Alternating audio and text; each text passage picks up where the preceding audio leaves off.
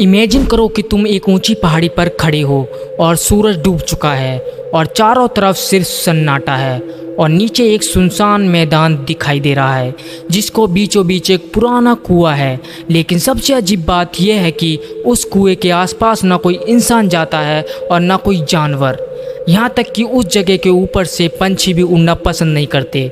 दोस्तों, अगर आपको ऐसी हॉरर स्टोरी पसंद है जो सुनने के बाद देर रात तक दिमाग में घूमती रहें, तो अभी वीडियो को फटाफट से लाइक कर दो और चैनल को सब्सक्राइब कर लो और कमेंट में आई एम रेडी लिख दो, क्योंकि आज की कहानी में एक ऐसा कुआं है जिसके पास जाने की गलती एक लड़के ने की थी और फिर वो लड़का कभी वापस नहीं लौटा। तो चलो शुरू करते हैं। यह कहानी कई साल पहले इंग्लैंड के एक बोर्डिंग स्कूल की है। स्कूल काफ़ी बड़ा और फेमस था। हर महीने स्कूल का स्काउट ग्रुप कैंपिंग के लिए किसी नई जगह जाता था। उस ग्रुप का लीडर एक सख्त लेकिन जिम्मेदार टीचर था। उस ट्रिप में एक लड़का भी था जिसका नाम था हैरी। अब अगर एक लाइन में हैरी को डिस्क्राइब करना हो तो वो था मुसीबत को खुद चलकर गले लगाने वाला इंसान। उसे रूल्स तोड़ने में बहुत ज़्यादा मज़ा आता था। जहाँ बाकी बच्चे मत जाओ सुनकर रुक जाते थे, हैरी के लिए वही जगह सबसे इंटरेस्टिंग बन जाती थी। उस वीकेंड पूरा ग्रुप इंग्लैंड के एक गांव के सुनसान इलाके में कैंपिंग के लिए पहुंचा। उनका कैंप एक पहाड़ी के ऊपर लगाया गया था। वहां से नीचे एक काफ़ी दूर तक फैली घाटी दिखाई देती थी। टीचर ने सभी बच्चों को एक जगह इकट्ठा किया और कहा कि किसी भी हालत में पहाड़ी से नीचे मत जाना। उसकी आवाज़ में कुछ ऐसा था जिससे लग रहा था कि वो सिर्फ रूल्स नहीं बता रहा बल्कि वार्निंग दे रहा है। लेकिन हैरी ने इस बात को सीरियसली नहीं लिया। जब बाकी बच्चे टेंट लगा रहे थे, वो घास पर लेटा हुआ नीचे घाटी को देख रहा था। तभी उसकी नज़र एक अजीब जगह पर पड़ी। नीचे एक मैदान था जो पूरी तरह कांटेदार तारों से घिरा हुआ था और उसके बीचों बीच था एक पुराना पत्थरों का कुआं। वो जगह इतनी सुनसान थी कि ऐसा लग रहा था कि जैसे सालों से वहाँ किसी ने कदम नहीं रखा। उसी समय एक किसान अपने कुत्ते के साथ वहाँ से गुजरा और तभी हैरी ने उस किसान को रोक लिया और उससे पूछने लगा कि नीचे वाले मैदान में क्या है। जब किसान ने मैदान की तरफ देखा तो उसके चेहरे का रंग बदल गया। उसने धीरे से हैरी से बोला कि वो विशिंग वेल है। इतना सुनते ही हैरी ने हंसते हुए बोला कि इच्छा पूरी करने वाला कुआं। लेकिन किसान नहीं हंसा और बोला कि लोग उसे यही कहते हैं, लेकिन हमारे गांव का कोई भी आदमी उसके पास नहीं जाता।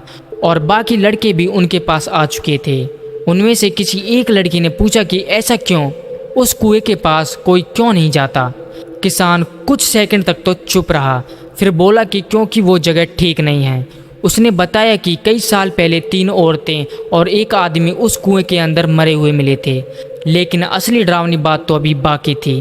किसान ने कहा कि एक शाम मैंने उन चारों को झाड़ियों के बीच से निकलते हुए ज़मीन पर रेंगते हुए देखा था।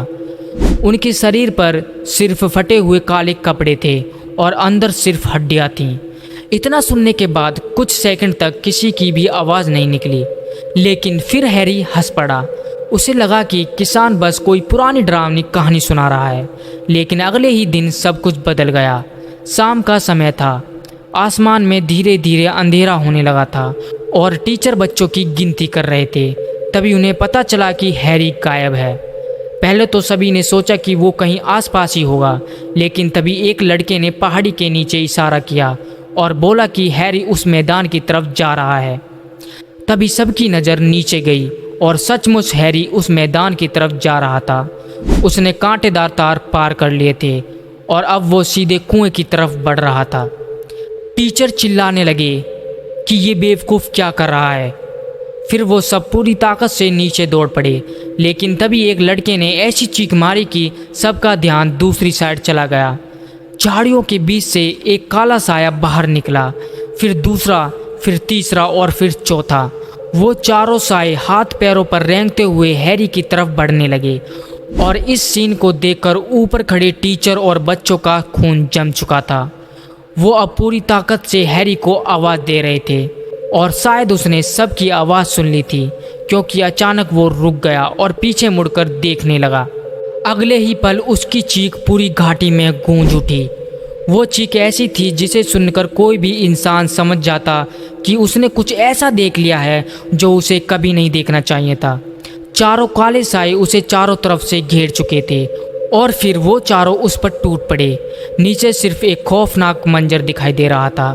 कपड़ों के फटनों की आवाज़, चीखे और अंधेरे में हिलते हुए काले साए। अचानक उनमें से एक काले साए का हुड पीछे गिर गया और जो दिखाई दिया उसे देखकर ऊपर खड़े बच्चों की सांसें रुक गईं।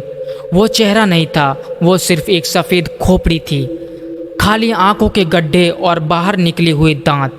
कुछ सेकंड बाद हैरी की चीखें आनी बंद हो गई और मैदान में फिर से वही सन्नाटा लौट आया।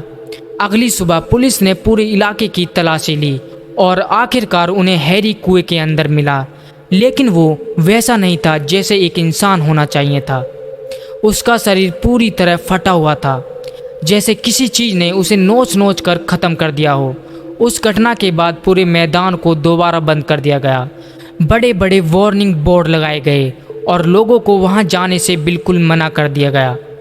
लेकिन आज भी उस इलाके के रहने वाले लोग दावा करते हैं कि कुछ रातों में जब कोहरा बहुत घना होता है तब उस मैदान में 5 काले साए दिखाई देते हैं। 3 औरतें, एक आदमी और एक लड़का।